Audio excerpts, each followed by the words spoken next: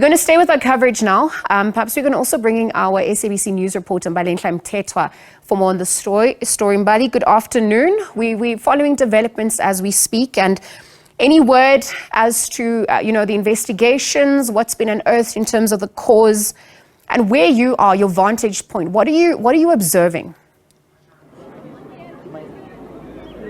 Okay. Well, what we've just observed or witnessed is really the tail end of what was a ceremony that was held outside the scene of the fire that claimed the lives of 75 people. We saw some of the not candidates, but people from the ANC, not Youth League, but the Women's League, led by MEC for Health in the province, laying down flowers and a wreath and lighting candles and holding a service here just outside of the scene. Now that's been concluded. We understand that the MEC is actually rushing to Helen Joseph to meet with the Minister of Health, Dr. Joe Phatla, who is going to visit those who were hurt and who are receiving medical attention in the hospitals. I'm going to speak to her now. Thank you so much for speaking to us. We understand that some family members have been, crisscrossing various hospitals around and mortuaries around Johannesburg looking for their loved ones. Please talk to us about the process that you have embarked on in order to make it easier for families to identify their loved ones. What we have done, we've activated our command center that is readily available from yesterday, and they're operating here on site. So anybody that comes this site is being welcomed by them. As we speak, I'm sure 30 minutes ago, I had a delegation from Malawian embassy that came here, and they wanted to know how many Malawians there are in our hospitals. And we've told them where they must go, because there is a team that is here that takes them and directs them where they should go. But on the issue of those that are in hospitals, even yesterday we've been telling people that we have 88 that are being treated in our facilities. Out of those, we have those that are at Christiani Parakwanat Hospital, Academic Hospital, which I was there yesterday. I saw them myself. Charlotte Matleke, I was there. There are 19 that are there now as we speak. And then Helen Joseph, it's 20 that are there, that were there. But now the 5 it's admitted, it's still there. Even at Charlotte, some have been discharged, but some are admitted. Same as Bara, some have been discharged, some are still in the hospital. And then at Southend, most of them have been treated, and then they are at home. It's only one that was in the ward yesterday. Tembisa, it's one that is in the ward.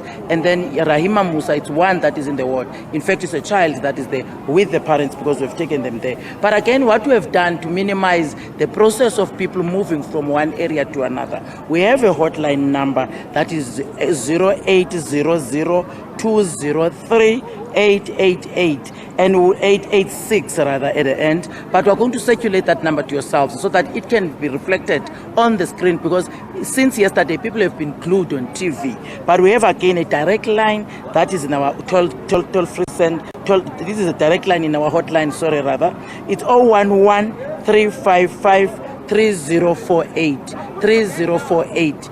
That's the number again that we want people to phone. You can find us even on social media, in all the media platforms. Anybody that have a problem, they can go there. But we prefer that people must come. If they don't know Johannesburg, they must go through the embassy, or they must come here. If they can even go to 45 Commissioner Street in the Department of Health. Then we will take them where their loved ones are, if they are not aware, because not everybody is watching TV or is listening to radio. So especially now, when they have this problem that they know that their children were staying in the building, they still want to know them. But we'll definitely interact, because that command center that has been activated, it works with the local municipality, provincial government, the departments that have been identified, like the Department of Human Settlement, the Department of Social Development, Department of Health and Wellness. There is a team of officials, which is our technical team, that is responsible for that. But again, there is a Mtalatala, who is the chief director in the Department of Health and Wellness, office is the one that is leading the communications team.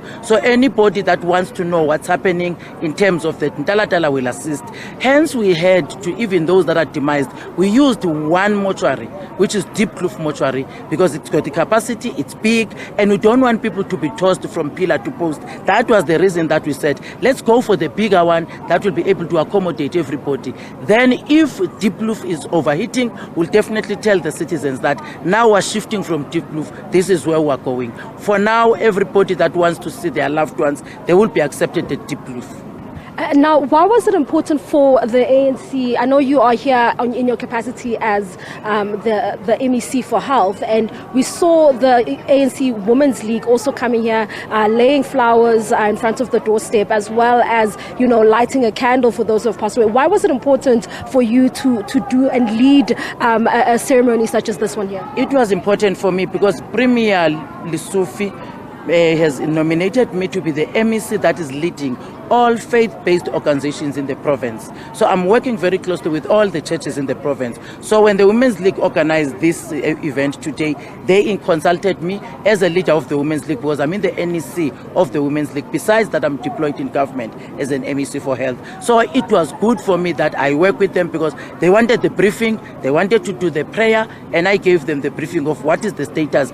And we wanted them to assist those families, even those that are still alive, who are the victims of the building, that they need that caring government, that caring community. And that's why we're sending out a call to all the faith-based organizations. They must pray for these families. They must pray for the province, by the way, not only families, because we have been every month having disasters in our province, and we believe that God is the only one that can help us now.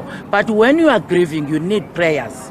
It eases up the pressure that you are having. That's why even when you go to Diepkloof, we are setting aside a team of religious leaders and our chaplains to go and counsel those people that are there and pray for them. And that's a new thing that we are starting to do, even in our mortuaries in the hospitals. When you go now, you will find a Bible, you will find a reverend or a pastor or a priest that will counsel you when you go there and lost your loved one. Certainly, thank you. We understand that you are rushing and we are not going to keep you any longer, but thank you so much for being so patient with us as we waited to go live. But there you have it. That is the MEC for Health just speaking to us on the mechanisms that they have put in place to ensure that it's easy for family members looking for their loved ones to locate them, that command center and that hotline that people can call into in order to get more information. For now, it is back to you in studio. Thanks, Mbalenhle, for that hotline. Let me reiterate: 011 355 3048.